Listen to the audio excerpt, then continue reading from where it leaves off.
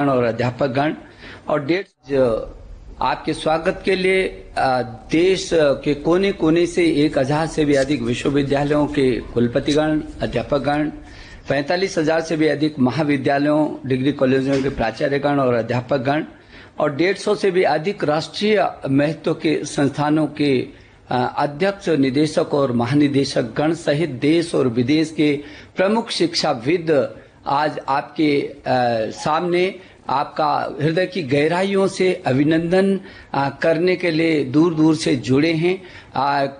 कस्तूरी रंगन जी स्वयं और अपनी कमेटी के तमाम सदस्यों के साथ आज यहाँ पर उपस्थित हैं और इसलिए मैं कस्तूरी रंगन जी का भी हृदय की गहराइयों से अभिनंदन कर रहा हूँ। प्रधानमंत्री जी, पद्म भूषण कस्तूरी रंगन जी की अध्यक्षता में जो ये एनईपी की कमेटी है, ये पूरी दुनिया का सबसे बड़ा नवाचार के रूप में मुझे लगता है कि होगी, जिसमें 2 लाख से अधिक ग्राम समितियों के साथ 1000 से अधिक विश्वविद्यालय, 33 करोड़ छात्र छात्राओं के अभिभावकों से परामर्श, सारे अध्यापकगण, विशेषज्ञगण, सभी एनजीओ, जनप्रतिनिधिगण, देश भर के सभी शिक्षा मंत्रियों से एक बार नहीं बल्कि कई बार, देश के मुख्यमंत्रियों से तमाम समय समय पर संवाद और जनप्रतिनिधि से लेकर के जो पब्लिक डोमेन में डालने के बाद 2.25 लाख से भी अधिक जो सुझाव आए हैं, उसके व्यापक विश्लेषण के बाद जो ये अमृत निकल करके प्रधानमंत्री जी ये हमारे सामने आया है। मैं ये समझता हूं कि जो आपके नए भारत के निर्माण का प्रधानमंत्री जी संकल्प रहा है, ऐसा भारत जो स्वच्छ भारत हो, स्वस्थ भारत हो, समृद्ध भारत हो, सशक्त भारत हो, श्रेष्ठ भारत हो, आत्मनिर्भर भारत हो और एक भारत हो, और जिसका रास्ता आपने प्रधानमंत्री जी का हमको दिया है कि make in India, digital India, skill India, startup और स्टैंड अप, इस रास्ते से भी होकर के आपने जो एक और मंत्र सूत्र दिया कि सबका साथ, सबका विकास और सबका विश्वास लेकर के उन नीति पर, वो आपके विजन पर प्रधानमंत्री जी ये जो नई शिक्षा नीति आई है वो यूनेस्को के उस लक्ष्य को, जो सतत विकास के लक्ष्यों को प्राप्त करने का उसका लक्ष्य है, उसको भी केंद्रित करती है, उसको भी, उस लक्ष्य को भी प्राप्त करने की इसमें क्षमता है। प्रधानमंत्री जी, आपने हमेशा कहा है कि ये 21वीं सदी ज्ञान की सदी है और जो प्रधानमंत्री जी आपके नेतृत्व में मैं समझ सकता हूं कि कितनी बार एक एक शब्द इस नई शिक्षा नीति का आपसे होकर के गुजरा है, बार बार आपका मार्गदर्शन जो हमको मिला है, और मैं समझ सकता हूं कितनी संवेदनशीलता से प्रधानमंत्री जी आप कितने चिंतित थे इस नई शिक्षा नीति को लाने के लिए। 1 बार नहीं, 2 बार नहीं, 3 बार नहीं, 4 बार सहित बार आपने हमारा मार्गदर्शन किया। आपके मानवता के व्यापक विजन के साथ मानवीय मूल्यों के आधार पर समावेशी और सार्वभौमिकता लिए उत्कृष्टता और गुणवत्ता से ज्ञान, विज्ञान, अनुसंधान, प्रौद्योगिकी तथा नवाचार के साथ उदारवादी और विश्व प्रतिस्पर्धी रूप में भारत नॉलेज वेस्ट सुपर पावर बनाने के लिए आपके श्रेष्ठ भारत के संकल्प को धरती पर क्रियान्वित करने के लिए आज ये देश भर का शिक्षा परिवार प्रधानमंत्री जी एकत्रित हुआ है। हम आपको भरोसा दिलाने के लिए दूर दूर से आपके साथ जुड़े हैं। मैं बहुत विनम्रता से आपको निवेदन करना चाहता हूं, प्रधानमंत्री जी हमारा मार्गदर्शन करें, आपके आशीर्वाद के हम अभिलाषी हैं। प्रधानमंत्री जी नमस्कार। मंत्रिमंडल में मेरे सहयोगी श्रीमान रमेश पोखरियाल निशंक जी, श्रीमान संजय धोत्रे जी, नेशनल एजुकेशन पॉलिसी, राष्ट्रीय शिक्षा नीति में बहुत महत्वपूर्ण भूमिका निभाने वाले देश के जाने माने वैज्ञानिक डॉक्टर कस्तूरी रंगन जी और उनकी टीम, इस सम्मेलन में भाग ले रहे वाइस चांसलर्स, अन्य सभी शिक्षाविद, सभी महानुभाव, आप सभी का बहुत बहुत अभिनंदन। नेशनल एजुकेशन पॉलिसी, राष्ट्रीय शिक्षा नीति के संदर्भ में आज का ये इवेंट . . . . . . . . . . . . . . . . . . . . . . . . . . . . . . . . . . . . . . . . . . . . . . . . . . . .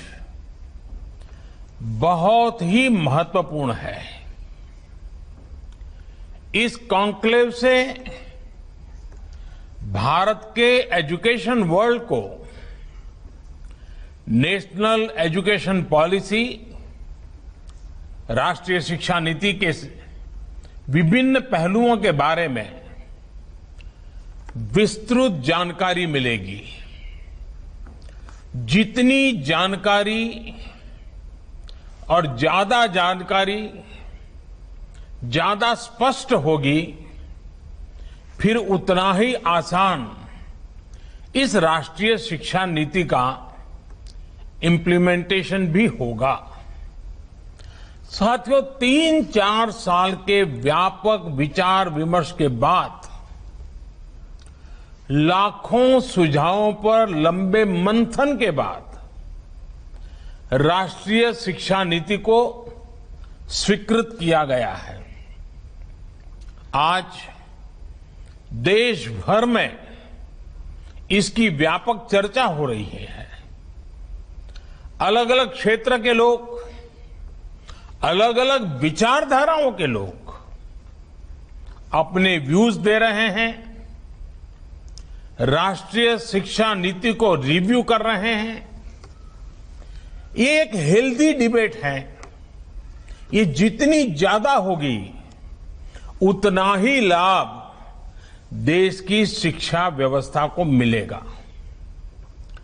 ये भी खुशी की बात है कि राष्ट्रीय शिक्षा नीति आने के बाद देश के किसी भी क्षेत्र से, किसी भी वर्ग से ये बात नहीं उठी कि इसमें किसी तरह का बायस है या किसी एक तरफा कोई झुकाव है।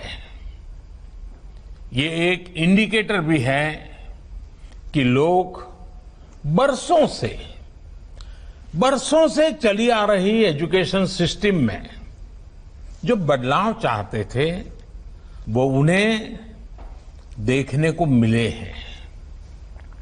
वैसे कुछ लोगों के मन में ये सवाल आना बहुत स्वाभाविक है कि इतना बड़ा रिफॉर्म कागज पर तो कर दिया, लेकिन इसे जमीन पर कैसे उतारा जाएगा। यानी अब सबकी निगाहें इसके इम्प्लीमेंटेशन की तरफ है। इस चैलेंज को देखते हुए व्यवस्थाओं को बनाने में जहां कहीं कुछ सुधार की आवश्यकता है, वो हमें सबको मिलकर के करना है और करना ही है। आप सभी राष्ट्रीय शिक्षा नीति के इम्प्लीमेंटेशन में और उस काम में सीधे तौर पर जुड़े हैं और इसलिए आप सबकी भूमिका बहुत ज्यादा है, बहुत अहम है। जहां तक पॉलिटिकल विल की बात है, मैं पूरी तरह कमिटेड हूं, मैं पूरी तरह आपके साथ हूं। साथियों, हर देश अपनी शिक्षा व्यवस्था को अपनी नेशनल वैल्यूज के साथ जोड़ते हुए अपने नेशनल गोल्स के अनुसार रिफॉर्म्स करते हुए आगे बढ़ता है। मकसद ये होता है कि देश का एजुकेशन सिस्टम अपनी वर्तमान और आने वाली पीढ़ियों को फ्यूचर रेडी रखे, फ्यूचर रेडी करें। भारत की नेशनल एजुकेशन पॉलिसी, राष्ट्रीय शिक्षा नीति का आधार भी यही सोच है। राष्ट्रीय शिक्षा नीति 21वीं सदी के भारत की, नए भारत की फाउंडेशन तैयार करने वाली है। 21वीं सदी के भारत को हमारे युवाओं और हमारे युवाओं को जिस तरह की एजुकेशन की जरूरत है, जैसी स्किल्स चाहिए, राष्ट्रीय शिक्षा नीति पर इन बातों पर विशेष फोकस है। भारत को ताकतवर बनाने के लिए, विकास की नई ऊंचाई पर पहुंचाने के लिए भारत के नागरिकों को और सशक्त करने के लिए उन्हें ज्यादा से ज्यादा अवसरों के उपयुक्त बनाने के लिए इस एजुकेशन पॉलिसी में खास जोर दिया गया है। जब भारत का स्टूडेंट,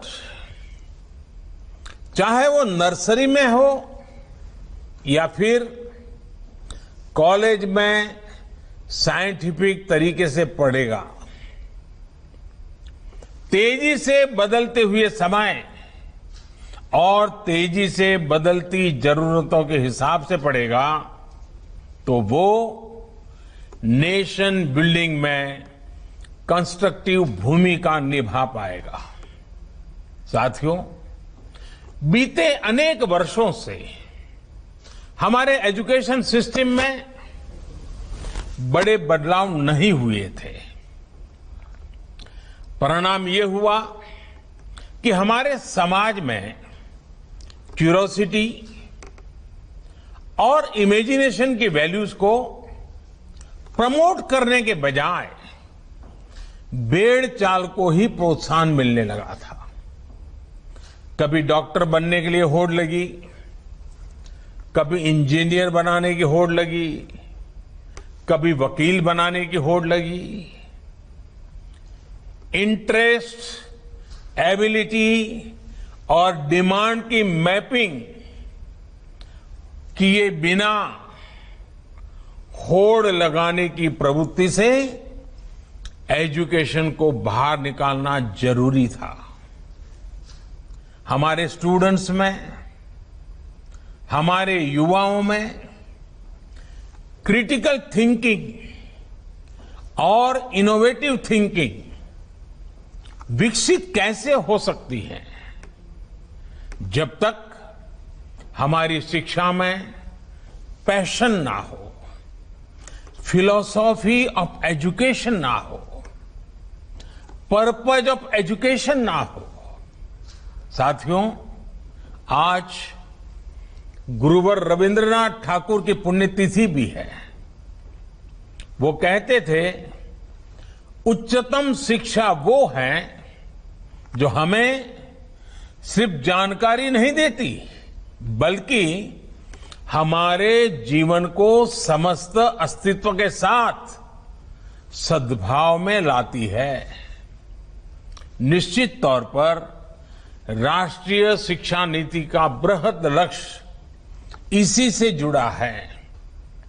इसके लिए टुकड़ों में सोचने के बजाय एक होलिस्टिक अप्रोच की जरूरत थी, जिसको सामने रखने में राष्ट्रीय शिक्षा नीति सफल रही है।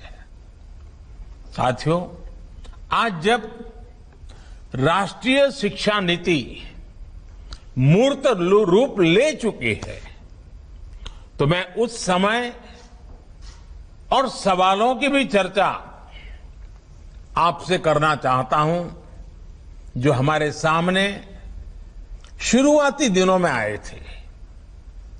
उस समय जो दो सबसे बड़े सवाल थे, वो यही थे कि क्या हमारी शिक्षा व्यवस्था हमारे युवाओं को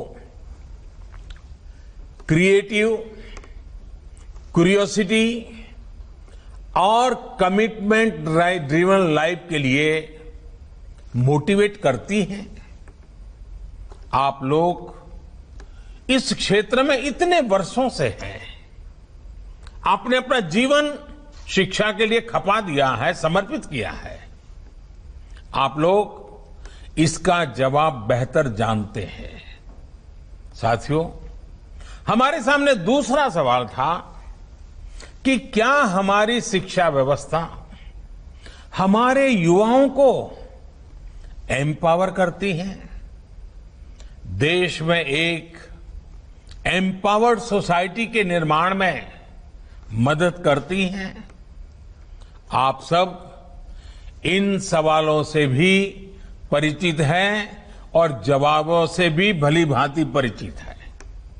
साथियों, आज मुझे संतोष है कि भारत की नेशनल एजुकेशन पॉलिसी, राष्ट्रीय शिक्षा नीति को बनाते समय इन सवालों पर गंभीरता से काम किया गया। साथियों, बदलते समय के साथ एक नई विश्व व्यवस्था, एक नए रंग रूप और व्यवस्थाओं में बदलाव, एक नई विश्व व्यवस्था खड़ी हो रही है। एक नया ग्लोबल स्टैंडर्ड भी तय हो रहा है। इसके हिसाब से भारत का एजुकेशन सिस्टम खुद में बदलाव करे, ये भी किया जाना बहुत जरूरी था।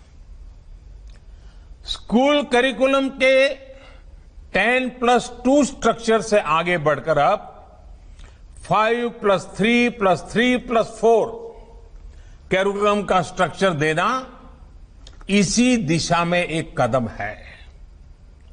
हमें अपने स्टूडेंट्स को ग्लोबल सिटीजन भी बनाना है और इसका भी ध्यान रखना है कि वे ग्लोबल सिटीजन तो बने, लेकिन साथ साथ अपनी जड़ों से भी जुड़े रहें। जड़ से लेकर के जग तक,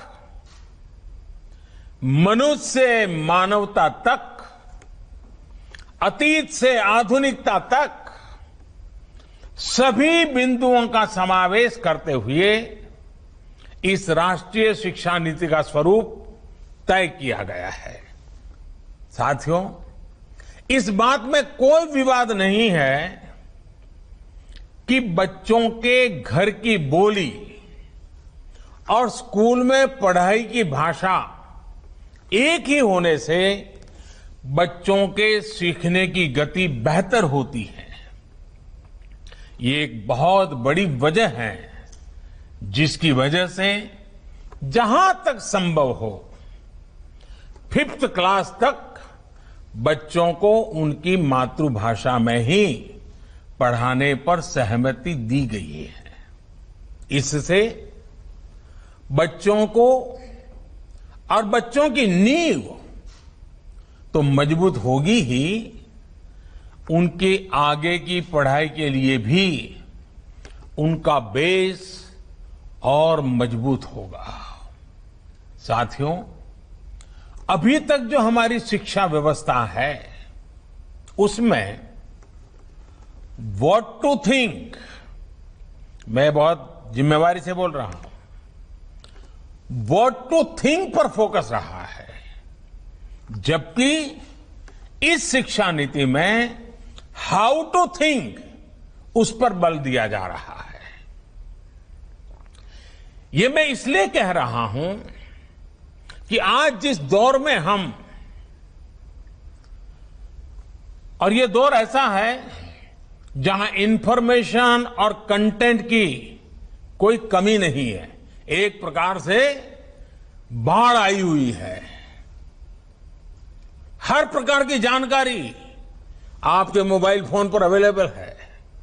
जरूरी ये है कि कौन सी जानकारी हासिल करनी है, क्या पढ़ना है। इस बात को ध्यान में रखकर ही राष्ट्रीय शिक्षा नीति में प्रयास किया गया है कि जो पढ़ाई के लिए लंबा चौड़ा सिलेबस होता है, ढेर सारी किताबें होती हैं, उसकी अनिवार्यता को कम किया जाए।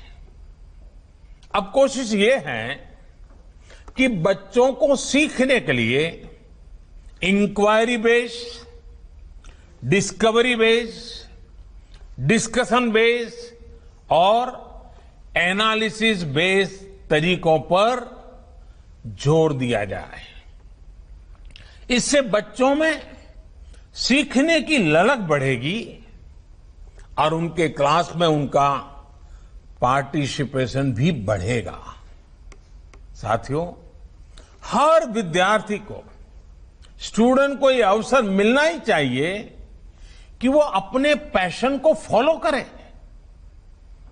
वो अपनी सुविधा और जरूरत के हिसाब से किसी डिग्री या कोई कोर्स को फॉलो कर सके और अगर उसका मन करे तो वो छोड़ भी सके। अक्सर ऐसा होता है कि कोई कोर्स करने के बाद स्टूडेंट जब जॉब के लिए जाता है तो उसे पता चलता है कि जो उसने पढ़ा है वो जॉब की रिक्वायरमेंट को पूरा नहीं करता। कई स्टूडेंट को अलग अलग वजहों के से बीच में ही कोर्स छोड़कर जॉब करनी पड़ती है। ऐसे सभी स्टूडेंट्स की जरूरतों का ख्याल रखते हुए मल्टीपल एंट्री एग्जिट का ऑप्शन दिया गया है। अब स्टूडेंट वापस अपने कोर्स से जुड़कर अपनी जॉब रिक्वायरमेंट के हिसाब से ज्यादा इफेक्टिव तरीके से पढ़ाई कर सकता है, लर्न कर सकता है। इसका एक और एस्पेक्ट है, जब स्टूडेंट्स को यह भी स्वतंत्रता होगी कि अगर वो कोई कोर्स बीच में छोड़कर दूसरे कोर्स में प्रवेश लेना चाहे तो वो कर सकते हैं। इसके लिए वो पहले कोर्स से एक निश्चित समय तक ब्रेक ले सकते हैं और दूसरा कोर्स ज्वाइन कर सकते हैं। हायर एजुकेशन को स्ट्रीम से मुक्त करने, मल्टीपल एंट्री और एग्जिट क्रेडिट बैंक के पीछे यही एक बहुत लंबे दूर की सोच के साथ हम आगे आए हैं। हम उस एरा की तरफ बढ़ रहे हैं जहां कोई व्यक्ति जीवन भर किसी एक प्रोफेशन में ही नहीं टिका रहेगा। बदलाव निश्चित है, मान के चलिए, और इसके लिए उसे निरंतर खुद को रीस्किल और अपस्किल करते रहना ही होगा। नेशनल एजुकेशन पॉलिसी, राष्ट्रीय शिक्षा नीति में इसका भी बारीकी से ध्यान रखा गया है। साथियों, किसी भी देश के विकास में एक बड़ी भूमिका रहती है समाज के हर तबके की गरिमा, उसकी डिग्निटी। समाज का कोई व्यक्ति कोई भी काम करता हो, कोई निम्न नहीं होता है। हमें ये सोचना चाहिए कि भारत जैसे सांस्कृतिक रूप से समृद्ध रहे देश में ये बुराई कहां से आई? ऊंच नीच का भाव, मेहनत मजदूरी करने वालों के प्रति हीन भाव, इस प्रकार की विकृति हमारे अंदर कैसे घर कर गई? इसकी एक बड़ी वजह रही है कि हमारी एजुकेशन का समाज के इस तबके के साथ एक डिस्कनेक्ट रहा। जब गांवों में जाएंगे, किसान को, श्रमिकों को, मजदूरों को काम करते देखेंगे, तभी तो उनके बारे में जान पाएंगे, उन्हें समझ पाएंगे वो कितना बड़ा योगदान कर रहे हैं। समाज की आवश्यकताओं की पूर्ति के लिए वो कैसे अपना जीवन खपा रहे हैं। उनके श्रम का सम्मान करना हमारी पीढ़ी को, वर्तमान को, भावी पीढ़ी को सीखना ही होगा। इसलिए राष्ट्रीय शिक्षा नीति में स्टूडेंट एजुकेशन और डिग्निटी ऑफ लेबर, उस पर भी बहुत ध्यान दिया गया है। साथियों, 21वीं सदी के भारत से पूरी दुनिया को बहुत अपेक्षाएं हैं। भारत का सामर्थ्य है कि वो टैलेंट और टेक्नोलॉजी का समाधान पूरी दुनिया को दे सकता है। हमारी इस जिम्मेदारी को भी हमारी एजुकेशन पॉलिसी एड्रेस करती है। राष्ट्रीय शिक्षा नीति में जो भी समाधान सुझाए गए हैं, उससे फ्यूचरिस्टिक टेक्नोलॉजी के प्रति एक माइंडसेट विकसित करने की भावना भी है। अब टेक्नोलॉजी ने हमें बहुत तेजी से, बहुत अच्छी तरह से, बहुत कम खर्च में समाज के आखिरी छोर पर खड़े स्टूडेंट तक पहुंचने का माध्यम दिया है। हमें इसका ज्यादा से ज्यादा उपयोग करना है। इस एजुकेशन पॉलिसी के माध्यम से टेक्नोलॉजी आधारित बेहतर कंटेंट और कोर्स के डेवलपमेंट में बहुत मदद मिलेगी। बेसिक कंप्यूटिंग पर बल हो, कोडिंग पर फोकस हो, या फिर रिसर्च पर ज्यादा जोर, ये सिर्फ एजुकेशन सिस्टम ही नहीं बल्कि पूरे समाज की अप्रोच को बदलने का माध्यम बन सकता है। वर्चुअल लैब जैसे कंसेप्ट ऐसे लाखों साथियों तक बेहतर शिक्षा के सपने को ले जाने वाला है, जो पहले से ही सब्जेक्ट्स पढ़ ही नहीं पाते थे, जिसमें लैब एक्सपेरिमेंट जरूरी हो। नेशनल एजुकेशन पॉलिसी, राष्ट्रीय शिक्षा नीति हमारे देश में रिसर्च और एजुकेशन के गैप को खत्म करने में भी अहम भूमिका निभाने वाली है। साथियों, जब इंस्टीट्यूशंस और इंफ्रास्ट्रक्चर में ये रिफॉर्म्स रिफ्लेक्ट होंगे, तभी राष्ट्रीय शिक्षा नीति को अधिक प्रभावी और त्वरित गति से इंप्लीमेंट किया जा सकेगा। आज समय की मांग है कि इनोवेशन और एडॉप्शन की जो वैल्यूज हम समाज में निर्मित करना चाहते हैं, वो खुद हमारे देश के इंस्टीट्यूशन से शुरू होनी चाहिए, और जिसका नेतृत्व आप सबके पास है। जब हम एजुकेशन और विशेष हायर एजुकेशन को एम्पावर्ड सोसाइटी के निर्माता के रूप में खड़ा करना चाहते हैं, तो इसके लिए हायर एजुकेशन इंस्टीट्यूशंस को भी एम्पावर करना जरूरी है। और मैं जानता हूं, जैसे ही इंस्टीट्यूशंस को एम्पावर करने की बात आती है, तो उसके साथ ही एक और शब्द चला आता है, और वो शब्द आप भली बात ही जानते हैं। वो शब्द क्या है? ऑटोनॉमी। ऑटोनॉमी। आप भी जानते हैं कि ऑटोनॉमी को लेकर हमारे यहां दो तरह के मत पूरे देश में प्रवर्तमान है। एक कहता है कि सब कुछ सरकारी नियंत्रण से पूरी सख्ती से चलना चाहिए, तो दूसरा कहता है कि सभी संस्थानों को बाय डिफॉल्ट ऑटोनॉमी मिलनी चाहिए। पहली अप्रोच में नॉन गवर्नमेंट संस्थानों के प्रति मिसट्रस्ट दिखता है, तो दूसरी अप्रोच में ऑटोनॉमी को एंटाइटलमेंट के रूप में भी ट्रीट किया जाता है। गुड क्वालिटी एजुकेशन का रास्ता इन दोनों के बीच में से ही निकलता है, दोनों मतों के मध्य से ही निकलता है। जो संस्थान क्वालिटी एजुकेशन के लिए ज्यादा काम करे, उसको ज्यादा फ्रीडम से रिवॉर्ड किया जाना चाहिए। इससे क्वालिटी को एनकरेजमेंट मिलेगा और सबको ग्रो करने के लिए इंसेंटिव भी मिलेगा।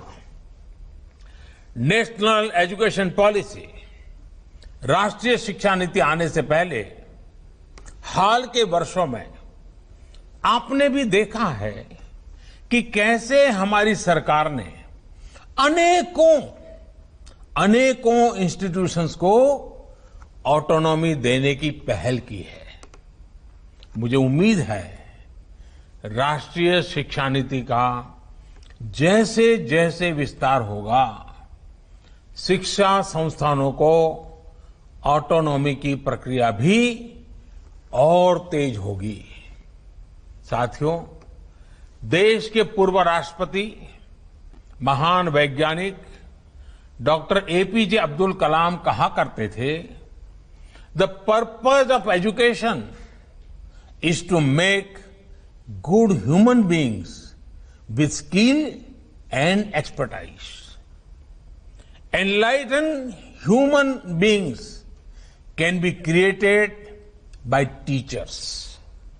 वाकई शिक्षा व्यवस्था में बदलाव देश को अच्छे स्टूडेंट्स, अच्छे प्रोफेशनल्स और उत्तम नागरिक देने का बहुत बड़ा माध्यम आप सभी हैं, आप सभी टीचर्स ही हैं, प्रोफेसर्स ही हैं। शिक्षा जगत से जुड़े आप ही लोग इस काम को करते हैं और कर सकते हैं। इसलिए नेशनल एजुकेशन पॉलिसी, राष्ट्रीय शिक्षा नीति में डिग्निटी ऑफ टीचर्स का भी ध्यान रखा गया है। एक प्रयास ये भी है कि भारत का जो टैलेंट है वो भारत में ही रहकर आने वाली पीढ़ियों का विकास करे। राष्ट्रीय शिक्षा नीति में टीचर ट्रेनिंग पर बहुत जोर है। वो अपनी स्किल्स लगातार अपडेट करते रहें, इस पर बहुत जोर है। I believe when a teacher learns, a nation leads. साथियों, नेशनल एजुकेशन पॉलिसी, राष्ट्रीय शिक्षा नीति को अमल में लाने के लिए हम सभी को एक साथ संकल्पबद्ध होकर काम करना है। यहां से universities, colleges, school education boards, अलग अलग स्टेट्स, अलग अलग स्टेक होल्डर्स के साथ संवाद और समन्वय का नया दौर शुरू होने वाला है। आप सभी साथी, क्योंकि हायर एजुकेशन के सबसे शीर्ष संस्थानों के शीर्ष में है, तो आपकी जिम्मेदारी ज्यादा है। मेरा आग्रह है कि राष्ट्रीय शिक्षा नीति पर लगातार वेबिनार करते रहिए, डिस्कशंस करते रहिए, नीति के लिए रणनीति बनाइए, रणनीति को लागू करने के लिए रोड मैप बनाइए, रोड मैप के साथ टाइमलाइन जोड़िए, उसको इंप्लीमेंट करने के लिए रिसोर्सेज, ह्यूमन रिसोर्सेज, इस सबको जोड़ने की योजना बनाइए। और ये सारा चीजें नई नीति के प्रकाश में आप ही को करना है। राष्ट्रीय शिक्षा नीति सिर्फ एक सर्कुलर नहीं है। राष्ट्रीय शिक्षा नीति सिर्फ सर्कुलर जारी करके, नोटिफाई करके इंप्लीमेंट नहीं हो सकती है। इसके लिए मन बनाना होगा। आप सभी को दृढ़ इच्छा शक्ति दिखानी होगी। भारत के वर्तमान और भविष्य को बनाने के लिए, आपके लिए, हम सबके लिए ये एक महायज्ञ है। 21वीं सदी में मिला हुआ एक बहुत बड़ा हमें अवसर है। हमारे इन प्रयासों से पूरी शताब्दी को एक दिशा मिलने वाली है।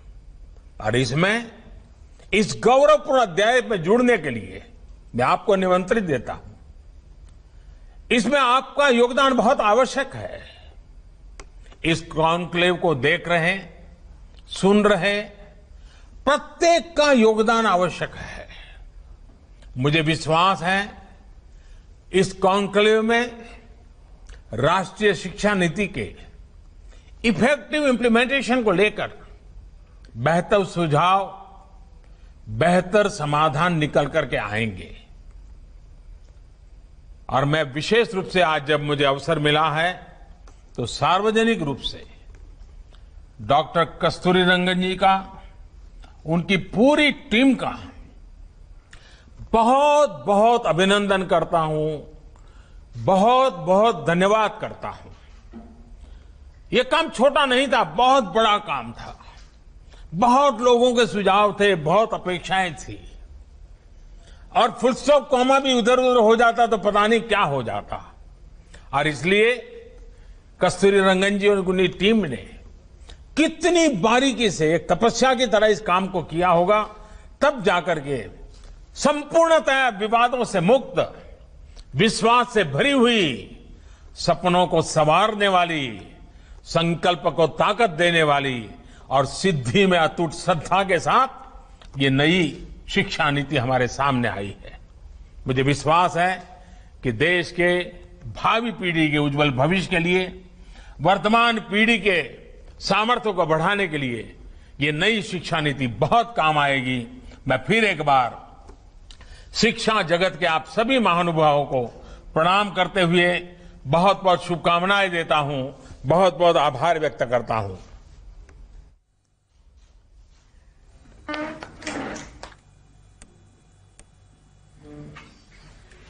बहुत बहुत धन्यवाद प्रधानमंत्री। तो प्रधानमंत्री नरेंद्र मोदी ने नई शिक्षा नीति में क्या क्या होगा, उसको लाने के पीछे क्या मकसद था, उसमें छात्रों के लिए क्या है और शिक्षकों के लिए क्या कुछ सोचा गया है, ये बातें प्रधानमंत्री नरेंद्र मोदी ने कही। उन्होंने कहा, जड़ से जग तक, मनुष्य से मानवता तक, अतीत से आधुनिकता तक सभी बिंदुओं का समावेश इस राष्ट्रीय शिक्षा नीति में किया गया है। और ये सिर्फ एक सर्कुलर नहीं है, इसे लागू करने के लिए मजबूत इच्छा शक्ति की जरूरत है। ये एक यज्ञ है। उन्होंने कहा, जो पहले स्ट्रक्चर था 10+2 का, वो अब बदल कर 5+3+3+4 किया गया है। और इसमें अब कॉलेज में कोई ड्रॉप आउट नहीं होगा, यानी आप जो पढ़ेंगे उसकी डिग्री, डिप्लोमा या सर्टिफिकेट आपको जरूर मिलेगा। उन्होंने कहा, मुझे संतोष है कि भारत की नेशनल एजुकेशन पॉलिसी बनाते समय जो सवाल थे, जो लोगों के सुझाव थे, उन पर गंभीरता से विचार किया गया है। और अब रुक करेंगे अगली खबर का। सुशांत सुसाइड केस में बहुत बड़ा खुलासा हुआ। रिया